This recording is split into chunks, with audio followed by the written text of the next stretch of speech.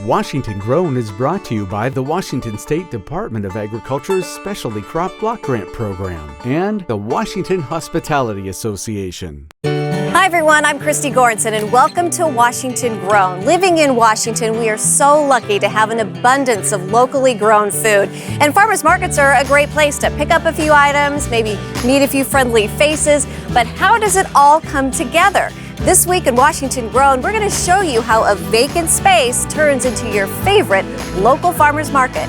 We will visit Lulu Craft Bar and Kitchen, where we're making a fresh and local roasted carrot appetizer. It's beautiful and fresh and healthy. Then we'll take a peek inside the Kittitas Valley greenhouse, where farming indoors makes it possible to find tomatoes at your farmer's market all season long. To be very gentle with these tomatoes. And onions are a popular market item, but have you had an all-onion sandwich? We'll head to the streets to see what people think. All this and more today on Washington Grown. Look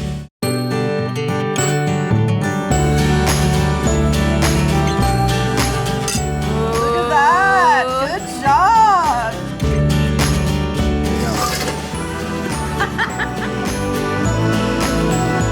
Oh, look at those beautiful carrots.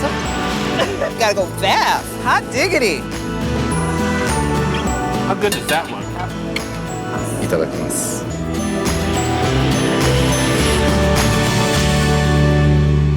Today, I'm at Lulu Craft Bar and Kitchen in Richland, where local farm girl Cindy Goulet is bringing her own personal touch of farm to table, using her farm-raised beef along with locally grown vegetables to create some unique and delicious dishes. The Lulu white salad is awesome. It's a great salad.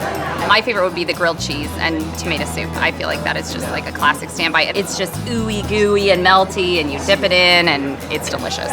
So I really love Lulu's because Lulu's offers farm to table, and I think that's really important, knowing where you're getting your produce.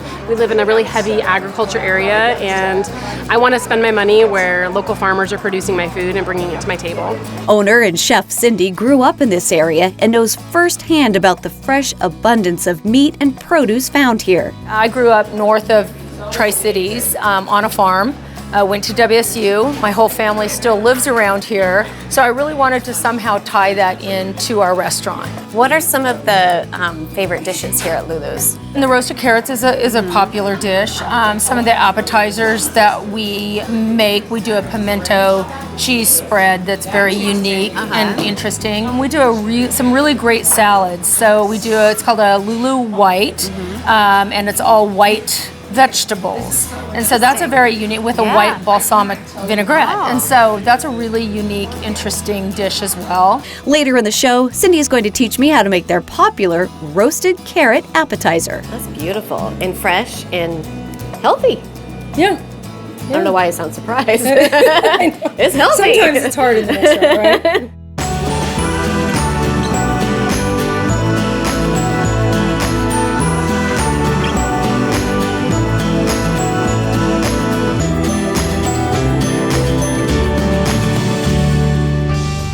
We always see farming outdoors, but this time we get to see what it's like to farm indoors at a greenhouse near Ellensburg. Greenhouses throughout Washington state keep homes and restaurants filled with vegetables that we otherwise wouldn't have locally. Rich and Mary Ness of Kittitas Valley Greenhouse specialize in growing heirloom and modern tomatoes nearly year-round. There we are. This is our starter greenhouse. Here. Rich is a retired engineer, and he designed the greenhouses to operate at peak performance. What made you decide to do greenhouses? Well, I wanted something to do in the winter time because our winters here are so cooped up, and I like being outside. So I said, well, greenhouse, winter, why not? Yeah. And then I sort of love tomatoes anyway. So I wanted to grow a tomato that people actually like. Look at how big these are right there. Rich grows his tomatoes using water from a nearby spring, and he grows them without using pesticides. So, Rich, do you have problems in a greenhouse setting, like with pests, and how do you deal with that? Well, right now, aphids seem to be our only pests, and ladybugs have been doing a good job. I get those at a local store. Rich says the biggest difference between raising a crop inside a greenhouse versus outside in a field is control. You got a lot more control over what's going on here, but things happen very fast in this environment. Another good reason that we grow in the greenhouse is that we can at least have 30 weeks of production a year. And sometimes, you can go to 34. How many tomato plants do you have in these greenhouses? Well, this one has close to like 380. Wow. And there's another, say, 2,500 in the other greenhouse. Some of Rich's tomatoes will grow more than 30 feet tall, which takes some practical engineering to accommodate the growth. Okay, this is how we lower our tomatoes. Everybody wants to know how we grow them 30 feet long. So we might have to lower these every 2 weeks. What we call is lean and lower, because if you just lower, you could break the stem down there. So what we want to do is lean it first and unwind it, and then we rehang it. It's got to be rehung a fair distance away. And it can get... And these will grow a foot a week. Foot a week? Foot a week. Wow. With roughly 40 different varieties, the tomatoes ripen at different times, and there's a gentle art to picking. So hold it like from the bottom? Yeah. Like that? Yeah, we don't want to grab it and So mark it. It'll mark it, vine ripen, very delicate. And then, like this? Am I holding it right? Yeah, just get right in without, there you go. Is that okay? That's perfect. To be very gentle with these tomatoes. The tomatoes are then kept in a cooler so they can ripen evenly. The heirloom varieties will ripen uniformly at a lower temperature. That's a pretty tomato. Yeah. Later in the show, we'll see some of Rich's tomatoes at the Columbia City Farmers Market in Seattle.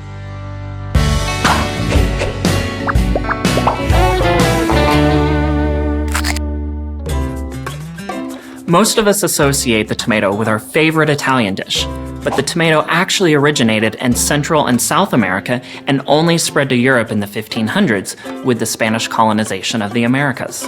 While tomatoes are technically a fruit, they are treated as a vegetable by the culinary world and can be consumed raw in salads or drinks. They can also be made into sauces, soups, ketchup, or my personal favorite, salsa. Nutritionally, tomatoes are a great source of potassium, which is important for helping us maintain a good blood pressure and proper kidney function.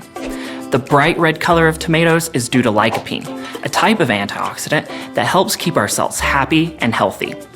In fact, the last decade has seen an explosion of research into the potential health benefits of lycopene, but the debate is still ongoing. Although Washington has a cooler climate, our farmers are able to extend their growing season with the help of greenhouses, so we can enjoy local tomatoes all year round. So the next time you're at your farmer's market, keep an eye out for cherry, Roma, heirloom, and beefsteak tomatoes, as they are all great choices to share with your family, friends, and neighbors. Coming up, we're in the Lulu kitchen making a colorful roasted carrot appetizer. That's beautiful and fresh and healthy.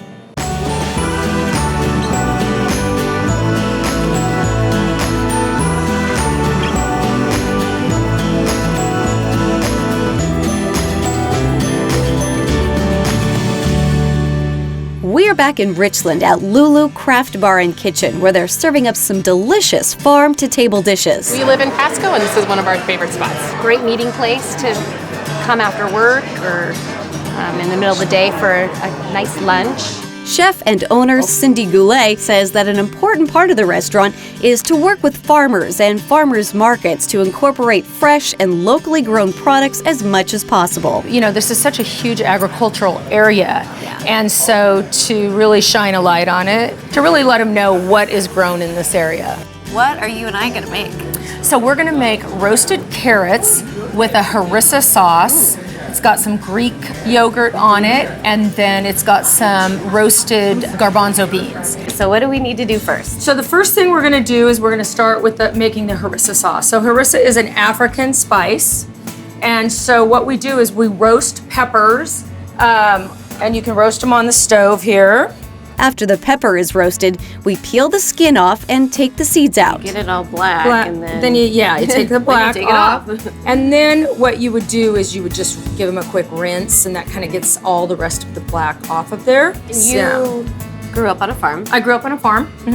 I grew up in North Franklin County, so about 30 miles north of Tri-Cities. My parents still live there. Yeah. Yeah. And what did you grow? So when we were growing up, we grew sugar beets, which they don't actually grow sugar beets anymore. Okay. Lots of corn and wheat and potatoes. Do you use stuff from your family farm in the restaurant? We do. So we use all the potatoes, all the onions, all the beef, and most of the pork come from Easter Awesome Day to farms. have that source Yeah. and being so family connected, you know. The next step is to blend the pepper with some olive oil and harissa spice. Then it's time to start working on the carrots. I start peeling while Cindy begins to roast some on the stove. When our chickpeas are boiled, and then we're going to take them and we're going to put them on a pan like this. Again, add a little bit of oil. And we can put these in the oven here. Awesome. So when they're done, they're going to come out and look nice and crispy. I'm going to try one. Yeah. Great crunch. Great texture. After I finish slicing my carrots, we splash them with some olive oil and throw them in the oven to crisp up. Look at that. And how fun. Yeah. Okay, I'm going to try one of these Yeah. too. That's a cool texture. Nice and crispy. Yeah. Okay, so now we're ready to plate. Okay. This is one of my favorite parts because So- it means that we're close to trying it. Yes. To plate, we first lay down some Greek yogurt and top it with the harissa sauce. So then we're going to lay the carrots on there. Then we finish it with our crispy carrots, some crispy chickpeas, and some fresh mint. That's beautiful and fresh and healthy. Yeah. I don't know why I sound surprised. It's healthy. Sometimes it's hard in the restaurant, right? Awesome. That is beautiful. Okay, so do we get to give it a We try? get to taste it. Yeah. A little bit of everything here.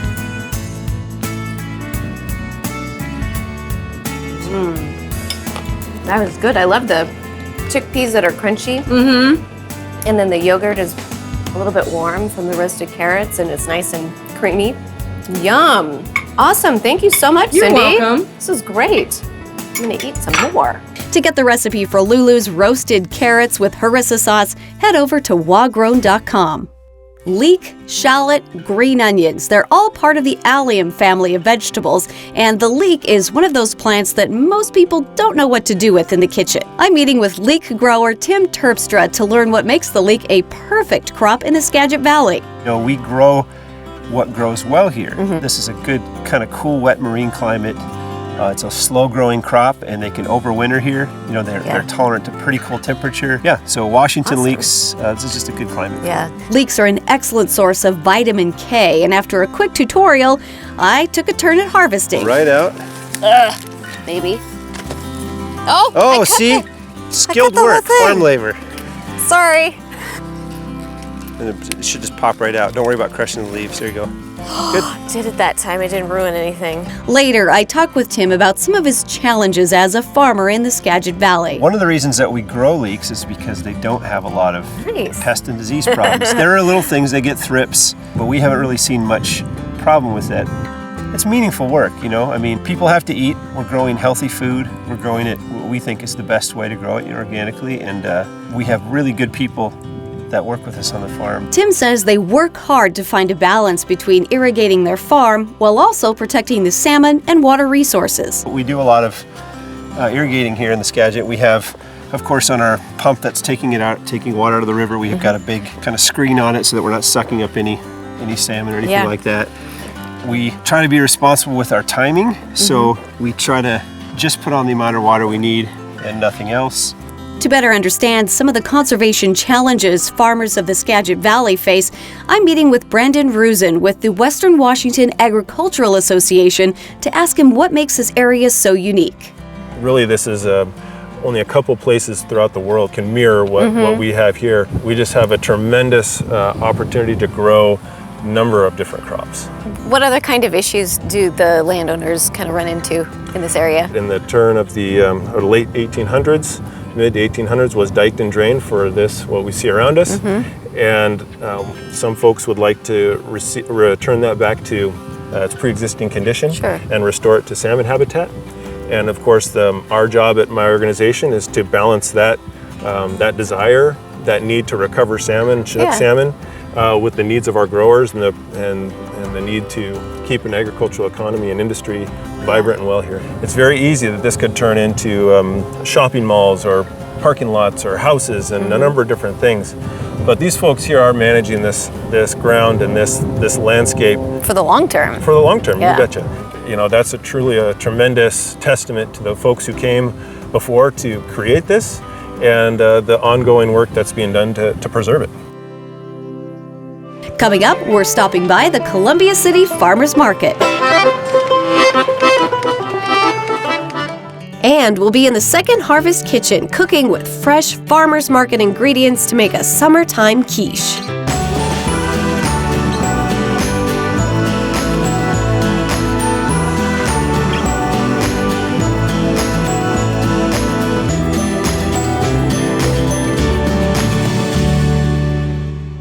Well, one of the things you will for sure find at a farmer's market is an onion. I'm here at Un Bien, and it's a Caribbean-style sandwich place, very popular, and one of their most popular sandwiches is called the Onion Obsession. And basically what it is some caramelized onions. It's kind of mixed in with the tapenade, then there's some fresh cilantro and some jalapenos to give it a kick. And we want to find out what people think of this onion sandwich. So I'm going to go over here and see what they think.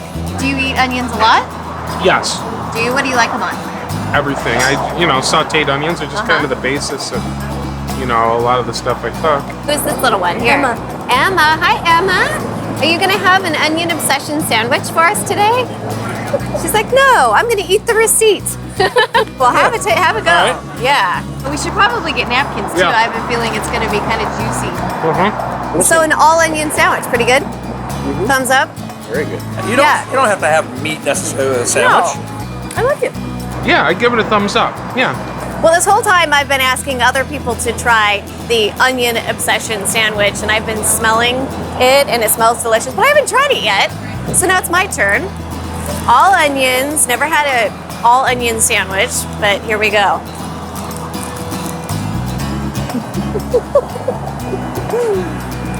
It's messy, but it's delicious.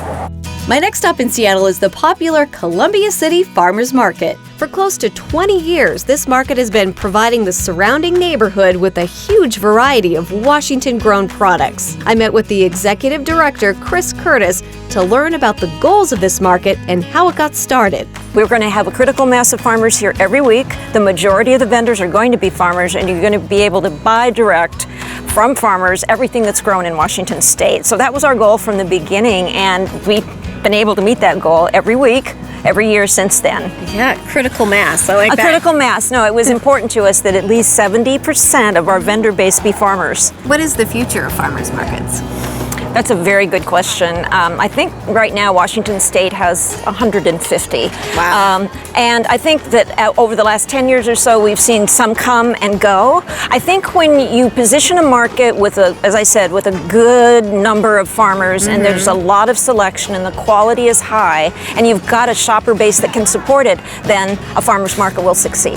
I asked Chris to explain why farmers markets are vital to an urban community. It kind of bridges a gap between rural and urban, and an important gap. I mean, customers and farmers get to know each other really well, and they see each other's families grow up. I mean, it's a wonderful connection that happens here at a farmer's market.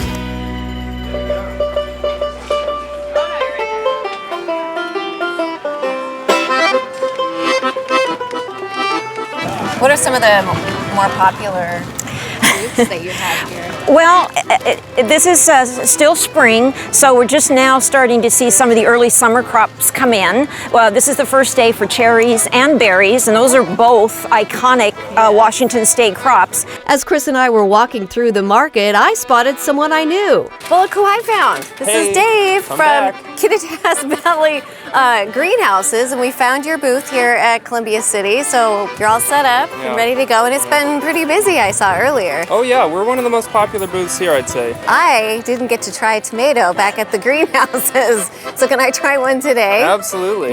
What would you suggest? So we have some of the smaller ones that I think I would like to try. Yeah, the cherries are definitely my favorite. Sweet Baby Girl. This great one here? taste, great name. Yeah, totally. Okay, I'm gonna try one of those. What do you think? It's so good. Can I try one of these? Go for it, yeah. Sun Sugar? That's the Sun Sugar. Awesome. Well, thanks and good luck. We'll let you get back to work Yeah, working hard. and see you at the market. Thanks so much. Next, I talked with some regular market goers to hear why they like to visit this market. I always meet people I know, so I like to come down to socialize. And there are certain items that I can only get here. Really? I don't make pies, so I can come down if I want pie. And I've seen breads that are to die for. And the vegetables and the fruits are outstanding. And I've been coming to this farmer's market for 7-8 years. Yeah. So, I mean, I know so many of the farmers here. So it's great because, you know, they're here from May to September, October. Then they're gone for the winter. And so it's like when you come back, it's sort of like seeing your family again. Yeah. So it's great. I love it.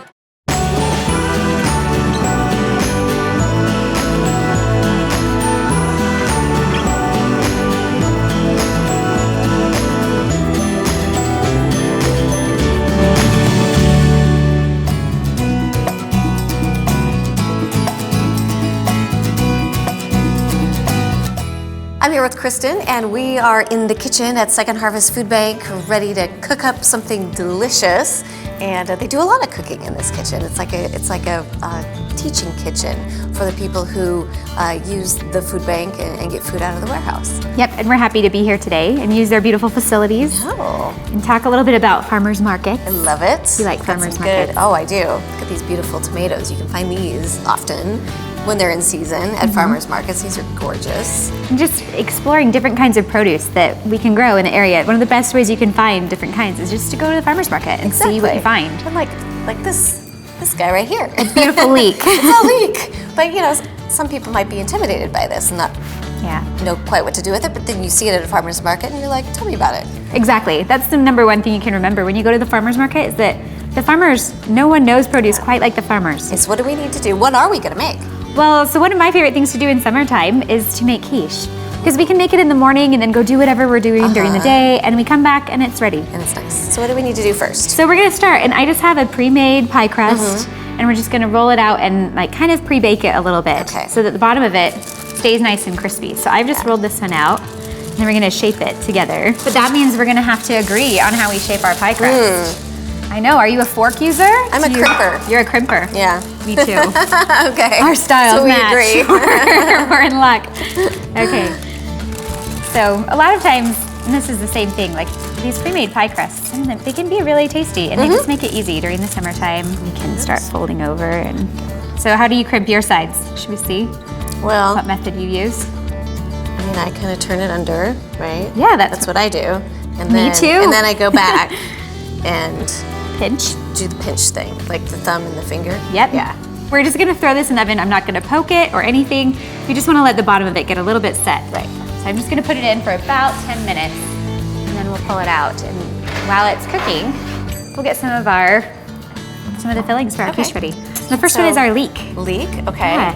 And I see we have the tomatoes, we have some ham. Yes. Nice. If you want to cut some cubes of ham, well, I do the leek. And the one thing you want to be careful about with leeks is that they grow in like really sandy soil. Sandy, I know. They push up through it, and so they get a lot of sand inside of them. Yeah. Somehow, just be sure to get it out so you're not getting bites of sand. Right.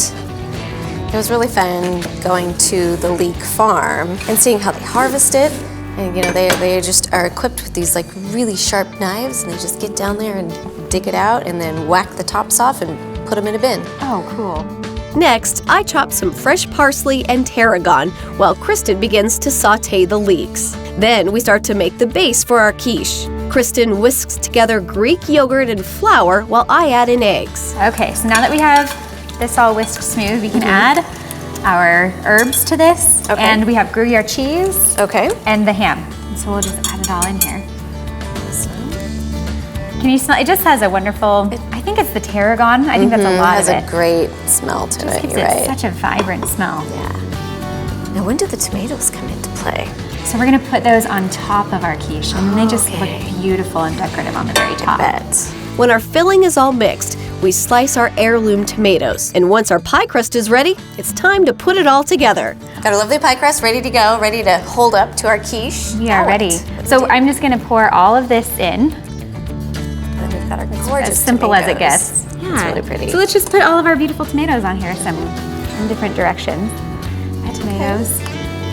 There. So pretty. Looks like summer. It does. Okay. And look, that's all we have. It's a photo op and a pie shield. Exactly.